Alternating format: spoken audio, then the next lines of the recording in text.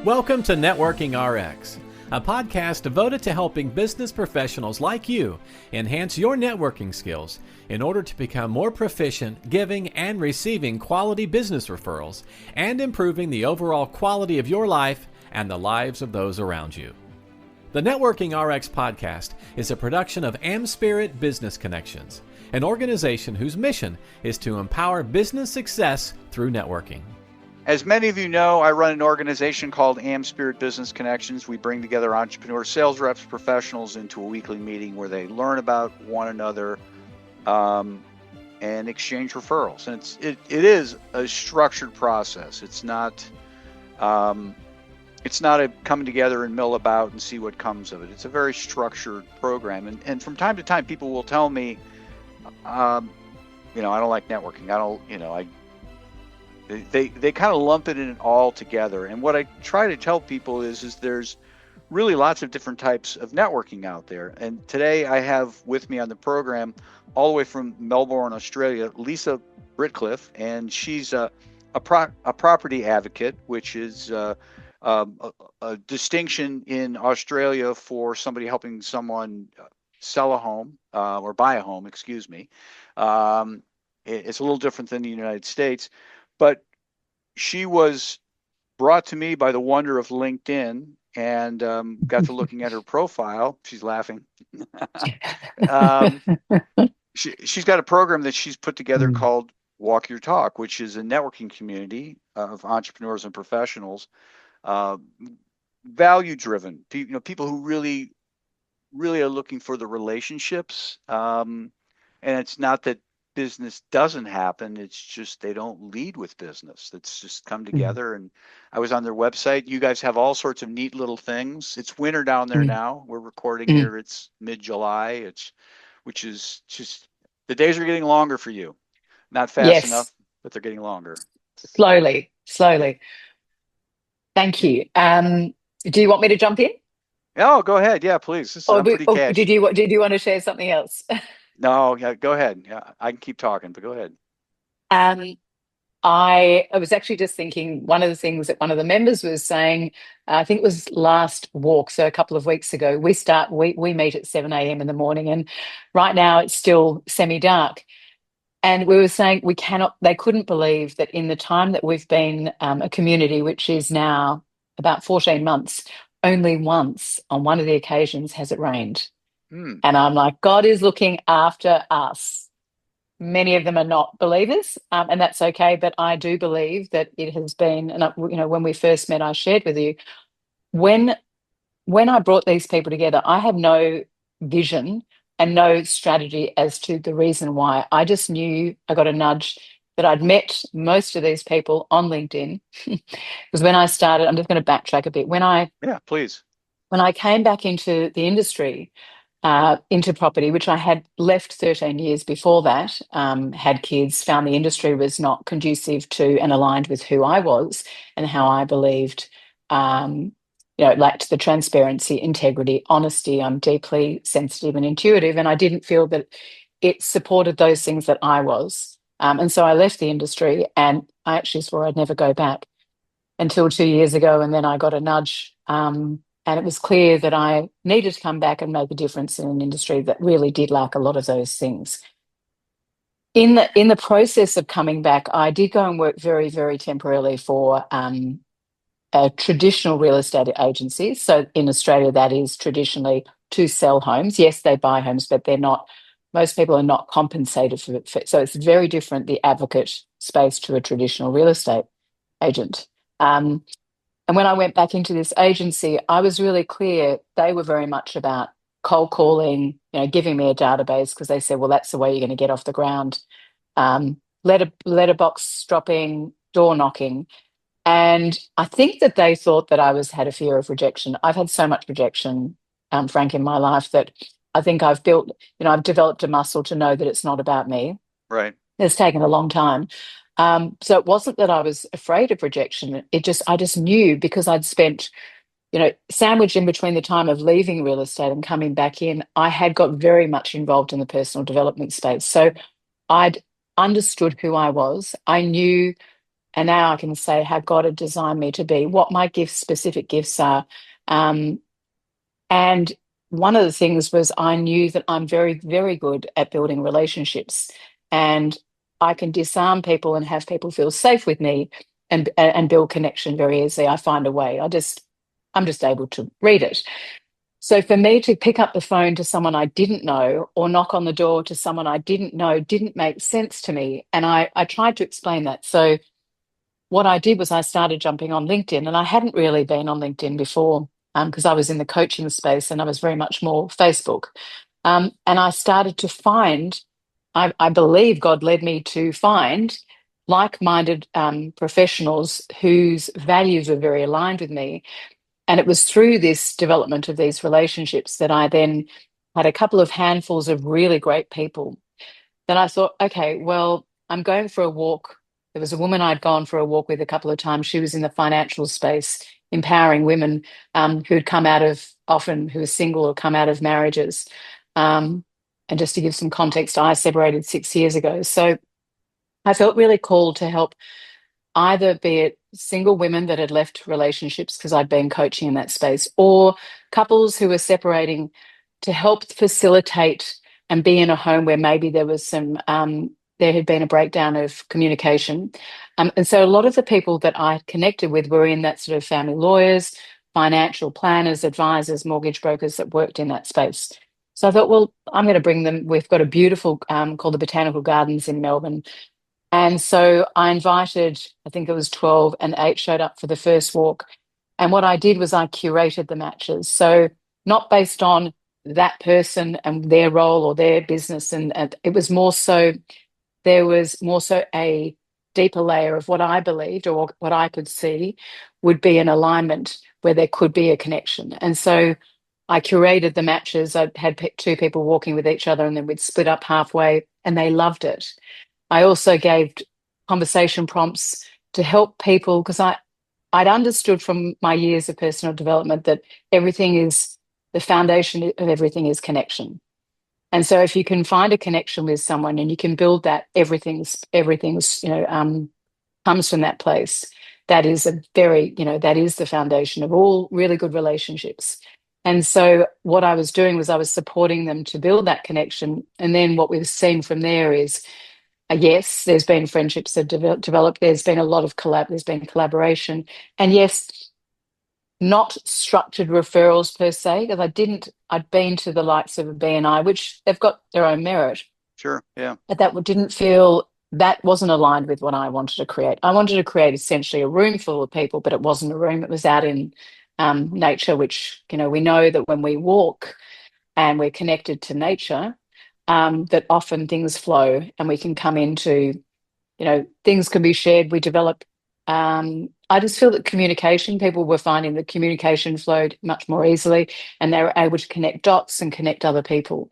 So it's been a much more organic process of building this community. And really, it's the community that has shown me what they wanted, and then I've created it. So the membership was formed as a result of them saying, well, we want to be part of this.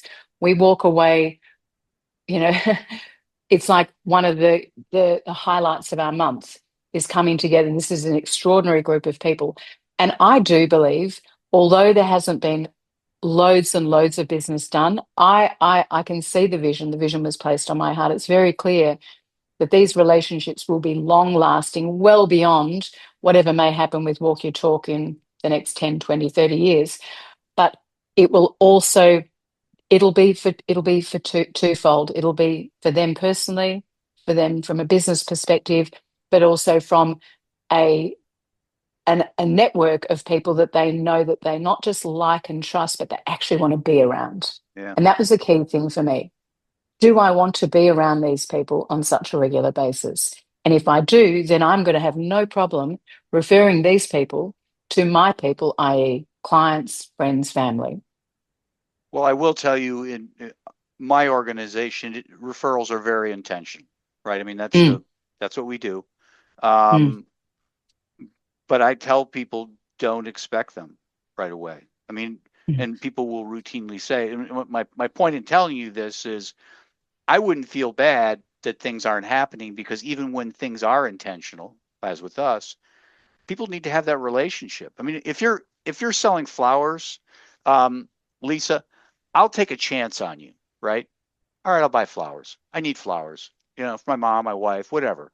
I need flowers. I'll take a chance. And if they're not good for whatever reason, okay, I probably won't come back. But I'm willing to take that chance. But if you're a financial advisor, that's a big step, right?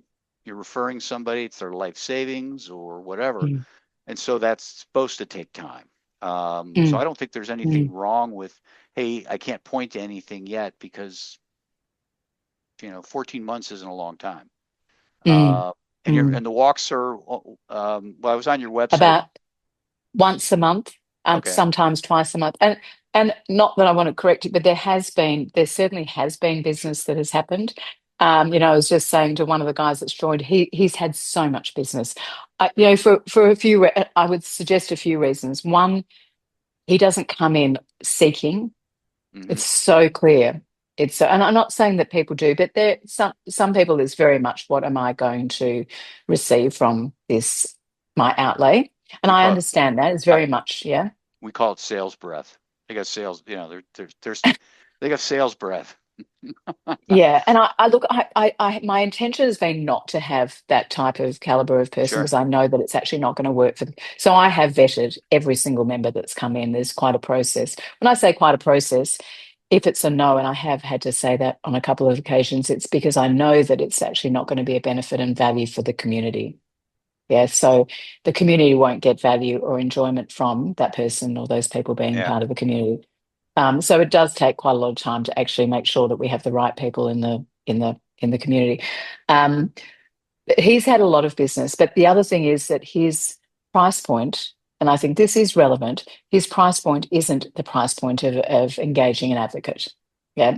And I'm not so, and then there's other, there's family lawyers, their price point is not the same. So I think there's an explanation for that. But first and foremost, he hasn't come in, and it's very clear he is very generous with his time, generous with his energy, generous with his communication with the community. But there have been other people within the community that have. But then there have been those that I don't know, because I'm not inside each of their heads, but there's a thing with BNI, the givers gain, and I think a lot of people think that's really great. But would question that, because givers gain meaning, some people will say, I'm giving, but I know that if I give, I gain. I just think it's still a little bit murky. If you're giving not to gain, but you're simply giving, you know, but Yeah. it's not, you're not going in, if I give this, then I know I'm going to get something back. There's a little, for me, that's just not quite an integrity. Yeah. There's one of my franchisees. It's been around a long time. I've known him 15 years. When we first met, he was part of BNI, and I'm not disparaging BNI. I know you're not No, either. It's no. but he's talking about the giver's gain mentality. But his his thing was, do you give to get, or do you get to give? And when I first heard, okay, I got to stop and think about what you just said. Am I giving to get, or am I just giving to give? Or am I getting to give? And it's like, you've got Mm, to have that. I'm getting to, I get to give. This is my honor to help somebody out. mm, Um, mm, I don't, mm, things might not come from it. I don't know. mm, I don't mm, care. mm, mm. And I think I mean, I think this is, if we go back, we've all been designed, the way that we have, come into this world is survival of the fittest. Yeah. And so we have to seek to have our needs met, rather than knowing that there is something greater that is fulfilling our needs. And so if we're coming from that angle, then we are designed to actually need to get something when we give something. And this is something that I probably only in the last really couple of years do I actually get, that in the past I was, as much as I was always giving, there was always something there that I was seeking to get something to fulfill a need. Um, I just now know that I get so much joy from helping others. and I'm being blessed. And the blessings may not come from the people that I'm blessing and that I'm Right. giving to. And often it's actually not the way.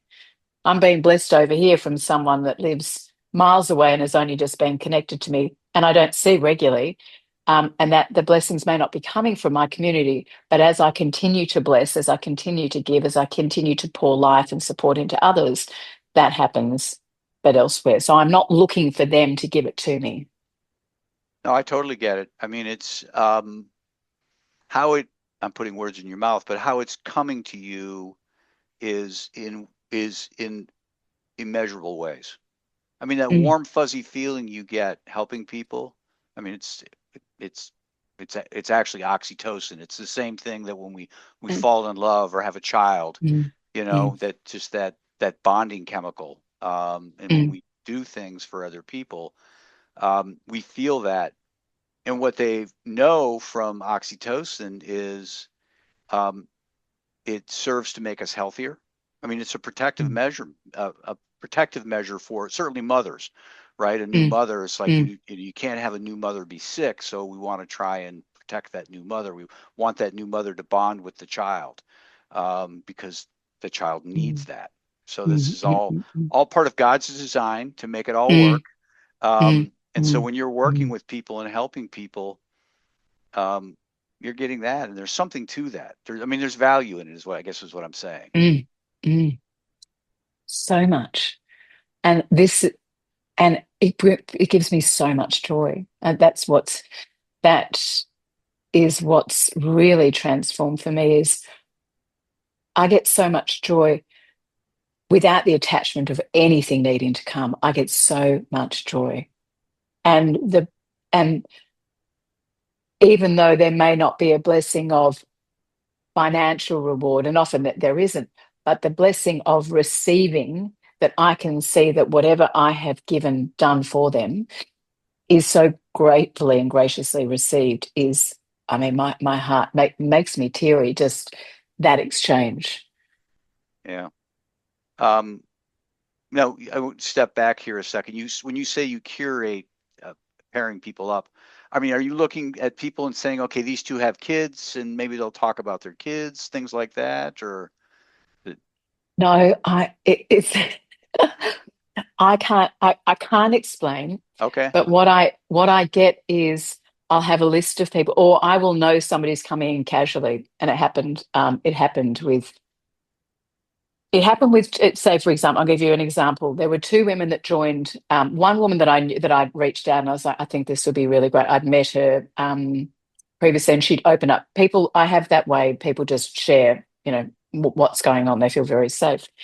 And then I spoke with another woman who'd been wanting to come on the walk, and she had recently lost her father. And we had a conversation like we were literally old friends in the initial conversation. right? And when I was speaking to her, I remembered a conversation about that someone had had about this other person. And I was like, I need to connect those two. And I said, I'd love you to come on the walk. In fact, I'd love to introduce you to someone. I've got somebody in mind. I literally, we were walking, I paired them, they were the second person to walk with. And I looked up, they were miles ahead and their arms were linked. Mm-hmm. And the smile on my face and the smile on my heart was like, I knew there was something there bigger than what makes sense to others. Um, but there's something for them both in what they've each gone through, but also maybe there may be some a mentoring or something opportunity. In fact, I think there will be. So that's what I mean. It's not always, it doesn't make sense to others, but it makes sense to me. So, I've It's a connected. it's a Yeah. gift. You sense something, and so I get it. It's a gift. So that's why I can't, people have said, how do you create, yeah, and you scale something like this? I mean, I'm not necessarily looking to scale it. I've had many people that have come in and said, Lisa, this is, you can take this global, what you've created, but how do you take what I sense? I don't know how to do that. I haven't been Yeah, shown that yet. So it's not on my heart to build it out yet because that's fine. it's not a process. It's not actually a process. It's not a process that I don't even know how to explain it to you. Right. No, I get it. And I mean, not everything has to be a business venture. Another question I have for you: Do you? I mean, I run a lot of networking things, and I always find that. Well, I'll use my grandmother as an example. We have the holiday of Thanksgiving in the United States, and so I'd go to my Yeah. grandmother's for Thanksgiving, and we lived a long ways away, so we'd go there the night before, and I would be up and see her up at 5 o'clock in the morning getting the Thanksgiving meal ready, and it's a big deal in the United States. It's not religious or anything. It's just giving thanks. Um, Mm. and my grandma would prepare this whole thing, and she would seldom get to sit and enjoy it, which was fine for grandma because she had Mm. her whole family around her, and that was the joy for her. But I Mm. wonder for you, are you kind of like my grandmother in um, you're pairing people up? Are you getting to be paired up with somebody? Are you getting to partake in the meal, if you will? Mm. The walk itself, not so much, because Okay. there's a little bit of, because I'm the one that's organizing and making sure that we're stopping. But when we sit down at the end for coffee, I absolutely get to enjoy the fruits of what has been created. I get to listen to the interactions, what's transpired through the walk. Um, and they're rich conversations, rich. So I get so much. I'm so filled in that last hour that it's okay. I've let go the need to actually be wanting to walk with someone or making that a priority. It's about what others gain, but then I get so much from that last, Yeah. that last sitting around the table. Yeah. Fair. Now you have a co-founder in this, correct? Yeah, so well, I founded it, Yep. but I've actually, so one of the community who's actually an old client, a coaching client of mine, who then I then bought and sold for, she came on to help build the website because that's not my thing, and I'm much more visionary. I've got an idea, but as far as putting things into place and structures and systems, so she built out the website. She's done a lot of the back end of really speaking to the members to find out what it is that they value, what it is that they want. Um, so she's sort of sitting there. She's not a co-founder. I'm the founder, but that we're just sort of working through what that looks like in relationship. But Yeah. I think when we initially talked, and when she built the website, there was potential for talk for scaling it and looking at really bedding down some foundations. But I've sort of taken my foot off that because my focus, as we knew from the start, is very much really in the property advocacy business. That's where 95% of my time, or 90% of my time, is spent. So until that's really rare, roaring and really, firing, and which it is starting to. My time and energy is not focused over here and looking at how to build that out, how to scale that, or whether I even want to. Right. Okay. Yeah. I was looking on. She's a co-director, Anne Marie Grace, I Yes. think. Yeah. Yeah. Okay. Yes. All right. I was on your website. I do my homework. Yes. I'm not some random person you've just pulled onto your No, podcast. no, no, not this time. No. How Um, incredible though is LinkedIn? I have to say, yeah. really, it's quite an extraordinary place.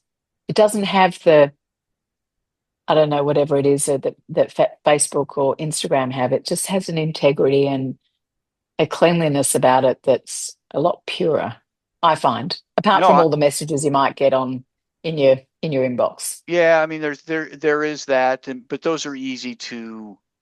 um, those are easy to dismiss. It's not like being at the bar and having some cringy guy coming up to you or something like that, right? It's you can easily just dismiss them and Yeah. delete them. Mm.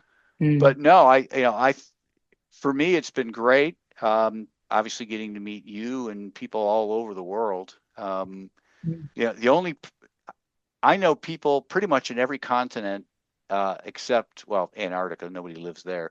Um, South America, of all places. I just cannot break into South America. Not that I'm trying to, but I know Mm. people in Africa. I know people in obviously Europe and Asia and Australia, certainly North America. Um, but yeah, South America, it's just like I just can't, you know. I've talked to people, but Wow. it's never been anything really sustained. Really kind of different. So. And when you say that as in interested in networking, is that what you mean when you're saying you haven't? Yeah, well, just, you know, like you and I have connected, I feel like I could email you or send you a message and would but would be hopeful of getting a response, or Derek Yeah, yeah, Morgan, yeah, yeah. and I've met people in South America, and it's just been kind of a one-off conversation. And it's just, there's no emails, there's no follow-up, and I'll try, but it's just you get Nothing ghosted. there. Yeah, it's just different. So, Wow. yeah, Is it the type of, do they breed them? I mean, I don't or know. is it the people that you've been connected with? I don't know. I don't know either. I do know one. Well, no, I guess he's in Costa Rica, which is Central America. I don't know. It's just really kind of different. So, Mm, oh well. mm. There's plenty of Oh, people for me to. you're covering off on, you're covering off on all the other yeah, well, I don't know anyone in that, no, on that continent. I Yeah, mean, that's okay. because my business is very much location bound now, which it wasn't when I was coaching. I was coaching Right. people in the States, but because it's location bound, my focus really is Melbourne Sure. and Australia. Yeah. Well, I was telling my wife, I probably know more about Australia geography than I do my own state, the state of Ohio. People are saying, "Hey, what about? Have you ever been to here in the state?" It's like I don't even know where that's at. You know. Why is that? Why is it that you know more about Australia geography? Well, certainly meeting people like you and Derek, and then a number of other people I've met. And there's a woman who's over in Perth. Mm, I think what it is curiosity. So mm. when I saw you were from Melbourne, I'm going to pull. I don't even know where that's at. I'm going to pull it up. I'm going to look at it. It's like, oh my God, that's all the way to the south. You know, that's really cool. Where if Well, somebody's I from would Ohio, say, it's like, I don't care. They're in Ohio, big deal. yeah. Oh, well, I get that, but I'm terrible with Australia. I mean, Australia is so small; it's easy. It's so easy to know. But I haven't done a lot of travel in Australia. I think because we grew up overseas, we did sort of quite a bit of travel overseas. But really, well, more so in the last 10 years, I haven't really done much travel. Yeah. I'm waiting for that. It'll happen. So how can people Yeah. get a hold of you, or is The- they can either look at my website, walkyourtalkmelb.com.au, or if you're in Australia, oriamandco.com, not au, or I'm on LinkedIn, Lisa Brickliffe. That's probably the easiest way to connect with me on LinkedIn. okay? Well, I really Yeah, appreciate your time. This has been a lot of fun. yeah, me too. Thanks so much for having me, Frank. Thanks for joining us on the Networking RX podcast. Please put what you've learned into action today and let us know if you have questions, comments, or ideas for future topics. You can email them to us at podcast@amspirit.com. That's AMSPIRIT.com. Finally, so you never miss an episode, be sure to subscribe to the Networking RX podcast through iTunes, Overcast, or however you receive your podcasts. Now get out and network with someone. The Networking RX podcast is the copyright production of AmSpirit Business Connection. All rights reserved.